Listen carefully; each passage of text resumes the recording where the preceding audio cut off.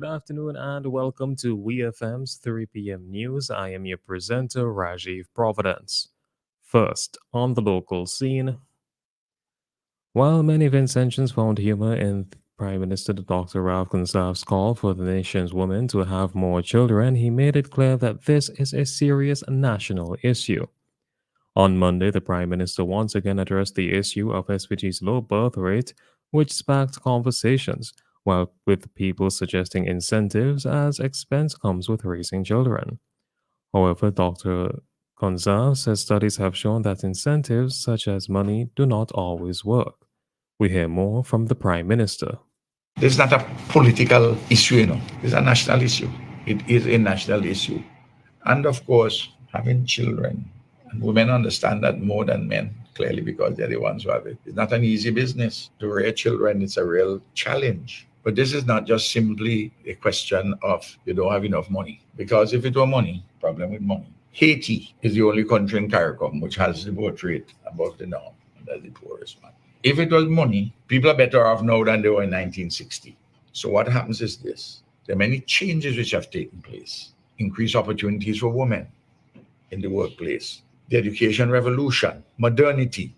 Women are taking a decision not to have children. Or if they have, they haven't one. That was the Prime Minister, Dr. Ralph Gonsalves. The Prime Minister says the issue came into sharp focus when the IMF staff report recently said that SVG has a downside risk where they identified three definite and a potential: climate change, the aging population, and keeping major debts manageable. With regard to the aging population, Prime Minister Gonzalez says people in SVG are living longer, which is to be celebrated, but the birth rate has fallen below the 2.1 average, and if left to continue, is going to create a serious problem.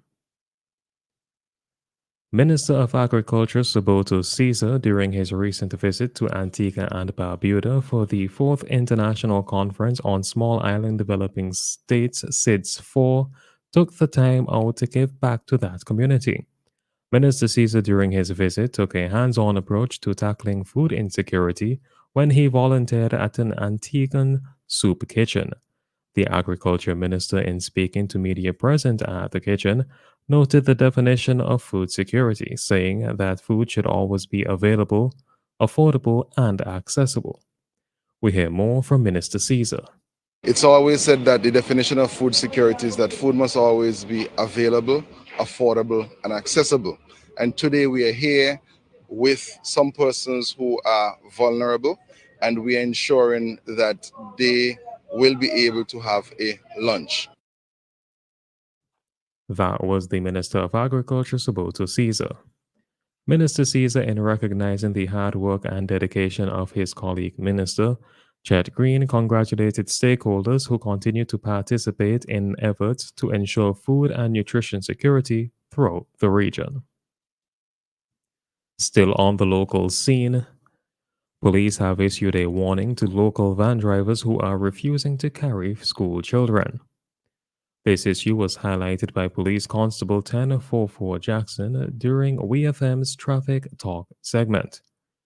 PC Jackson said that primary school students in particular are being affected by the issue, noting that the traffic branch of the Royal St. Vincent and the Grenadines Police Force condemns this act by van drivers. We hear more from PC 1044 Jackson. It was reported that they are refusing to carry school children, in particular primary school children. This is unacceptable, and we at the traffic branch condemn such action. According to Motor Vehicle and Road Traffic Act, Chapter 46, subsection 1A and B states, any driver, conductor or owner of any motor omnibus or freight passenger vehicles who refuses with reasonable excuse to carry any passenger or freight is guilty of an offense unless such passenger or the person in charge of such freight has refused to pay the legal fare, or there is already in such vehicle its maximum complement of passengers or freight, or both as the case may be. That was Police Constable 1044 Jackson, attached to the Traffic Department of the Royal St. Vincent and the Grenadines Police Force. PC Jackson said that if the circumstances are not those laid out in the regulation, no omnibus driver or operator has the authority to deny any passenger entry to the vehicle or fail to carry any passenger. PC Jackson called on all van drivers that are guilty of the act to immediately desist, noting that if caught by the authorities, they will be dealt with in accordance with the law. On to news in the region. In October, the spotlight will shine brightly on supporting youth with disabilities as the inaugural Caribbean Disability Conference takes center stage.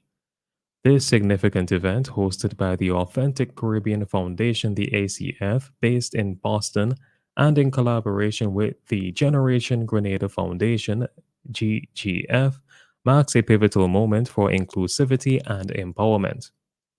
Set to unfold from October 9th to 13th at the Radisson Grenada Beach Resort in St. George, Grenada, the conference will kick off its journey with a virtual launch on June 20th at 10 a.m., organized by ACF and GGF. Under the theme Community Access, Empowerment, and Inclusion, the conference aims to validate a comprehensive global study commissioned by UNICEF. This study underscores the crucial need for tailored program designs to support youth with disabilities effectively. Beyond validation, the conference will delve into critical aspects of disabilities in the Caribbean region. It will explore avenues for advocacy and awareness, delve into educational initiatives, scrutinize disability acts and laws, and dissect barriers hindering inclusion. The US has been tracking Russian warships and aircraft that are expected to arrive in the Caribbean for a military exercise in the coming weeks, in a Russian show of force as tensions rise over Western military support for Ukraine, US officials said on Wednesday. The ships also are expected possibly to make port calls in Venezuela and Cuba as Russia establishes a Western Hemisphere military presence that the senior Biden administration officials said was notable but not concerning. According to Loop News, the exercise, which will be monitored by the US military, will involve a handful of Russian ships and support vessels, the two officials said. It's not the first time Russia has sent its ships to the Caribbean. This exercise, however, is taking place as Russian President Vladimir Putin has suggested that Moscow take asymmetrical steps elsewhere in the world in response to President Joe Biden's decision to allow Ukraine to use US-provided weapons to strike inside Russia to protect Kharkiv, Ukraine's second largest city. Finally, on the international scene, police in New York are seeking to revoke former U.S. President Donald Trump's gun license following his recent criminal conviction, U.S. media reports.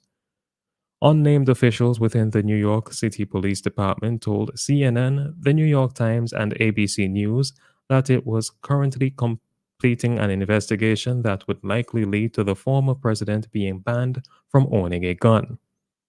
Both state law in New York and wider federal law prohibits individuals with felony convictions from possessing a firearm.